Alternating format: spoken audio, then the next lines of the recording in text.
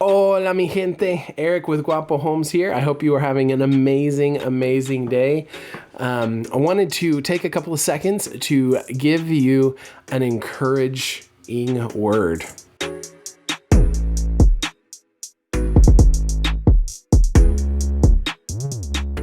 Few minutes ago, I was looking and there's a big weird rack thing behind me and I hang a bunch of stuff on it. I've got hats on there. I've got backpacks on there. My fanny packs on there. Fanny packs are coming back, by the way.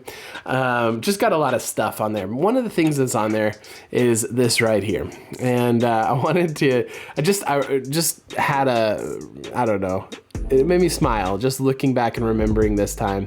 It's the Greenleaf Trail Run from 2018. And I decided in 2017 that, hey, before I turn 35, I have to run my first 10K. I'd always wanted to do a 10K. Don't know why 10K and not a marathon or 5K or whatever, but I'd always wanted to do a race and never did a race. And so I had a friend who motivated me and encouraged me. He helped me set up a training program, about 4 months out from the race. It was just before my 25th birthday, like literally a weekend before, which my 27th birthday is coming up, I think. Or 28th, I don't know how old I'm gonna be. Anyway, I have another birthday coming up here soon.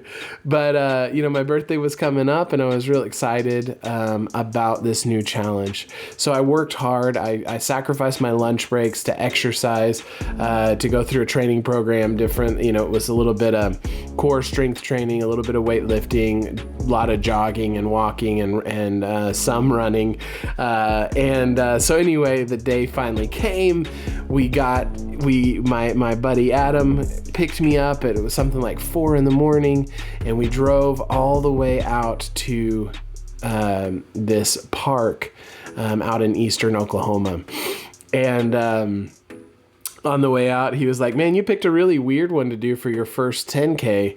And I found out on the way out that this wasn't your average 10K. This was a trail run, which is a lot of ups and downs and winds and jumping over big logs and climbing down rocks and climbing up rocks and winding your way around this lake. So it's pretty much like the toughest 10K I could have chosen, I think, or one of the toughest. And but it was great. I mean, I gave it my all. There were about 60 people there and I gave it my all. There were multiple times throughout the 10K where I thought I'm not going to make it, and I just literally felt like I can't take another step. For those of you who are in a lot of really good shape, that you may be laughing at me right now, but for me, this was a huge deal, a huge feat. Somebody who had never done it before. I mean, I'm a little bit I'm overweight and working on that. But anyway, it was a big deal. And I remember, man, I walked a lot. I jogged as much as I could, but I walked a lot in this trail run and got to the very end. Man, I barely even had the last few steps within me. And the whole time, my buddy Adam, he was behind me and he was just like, "Come on, Eric, you can do this." He had run tons of races before. He had run marathons.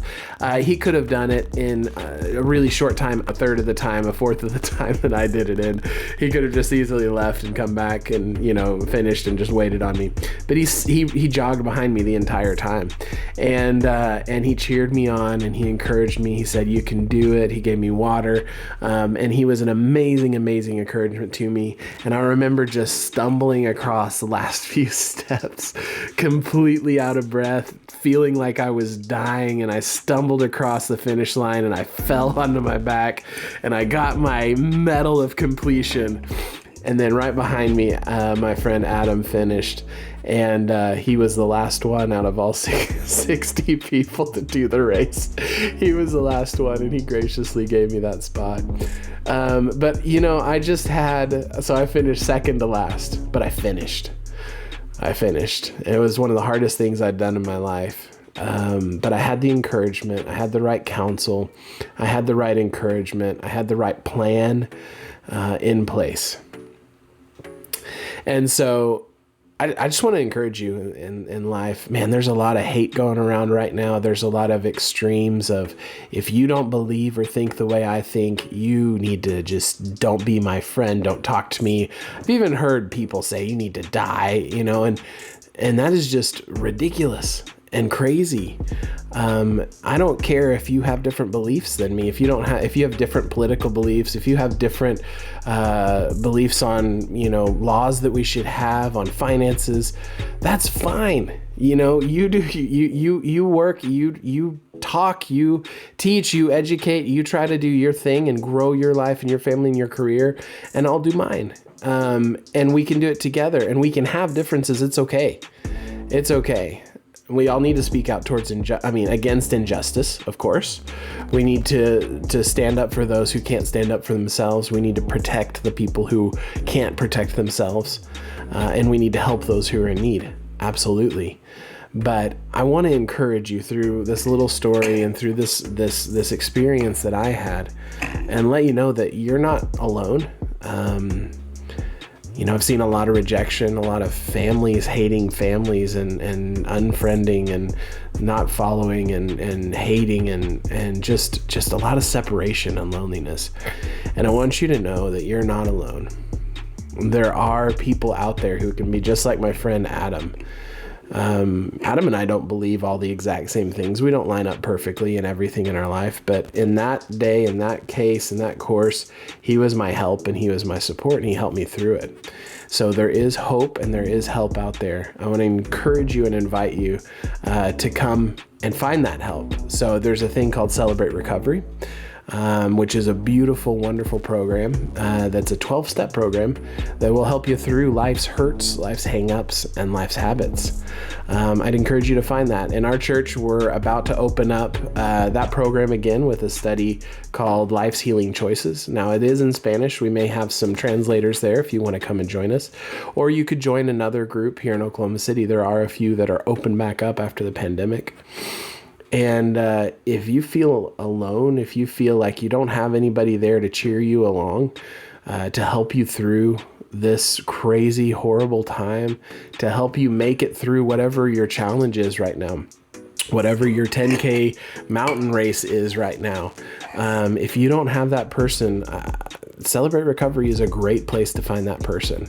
I've found several of those in my life through, there's a gentleman named Sean, gentleman named Paul, a gentleman named David. I've got multiple friends over the years through Celebrate Recovery who have helped me get over addictions, get over loss, get over hurt.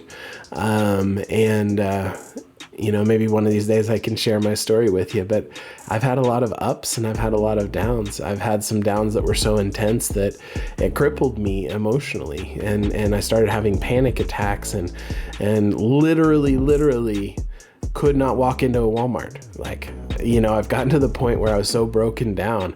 I pulled up to go buy groceries, sat in the parking lot and cried while my wife and my children just sat there like, what's going on, Eric?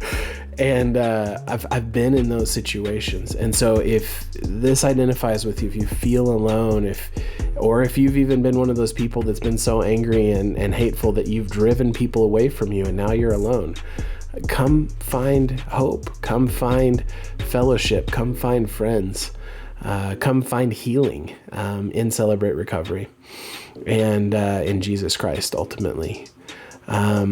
So thank you so much for watching. I hope you have a wonderful evening, wonderful day, and my best wishes go out to you. My prayers go out to you, and may God bless you richly.